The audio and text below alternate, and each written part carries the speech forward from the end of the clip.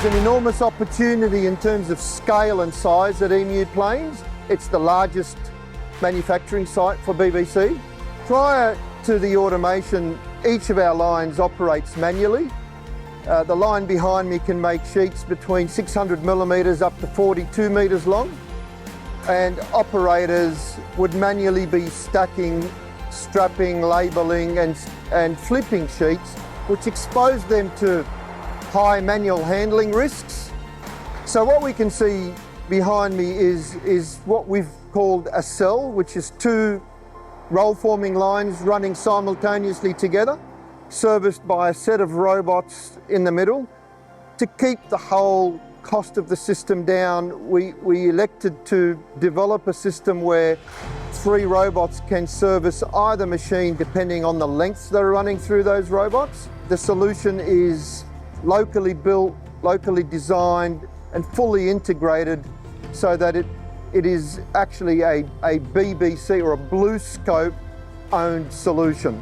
While I've been here as an automation engineer, I've been working on projects like these. We're working with the other engineers who are designing, building, constructing these projects. So it's been working with them, working on controls, the mechanical design, and just upskilling ourselves at the same time. We have automated end-to-end from the roll former, from the time the order is entered into the system, how that order is manipulated in our manufacturing platform called upload-download. And that upload-download system essentially is the conductor of the orchestra for all the equipment that you see behind me. The enormous advantage for having an in-house system is that firstly, we have made sure it has got the enormous flexibility we need to service the market.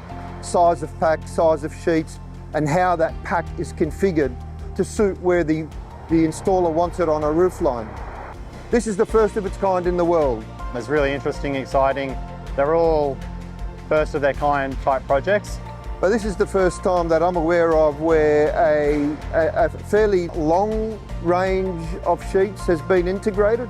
It's the first time that we have had the integration into the UD system so that it is being completely controlled from UD in terms of orders. And it's the first time that we have had the complexities of packing that a customer would need.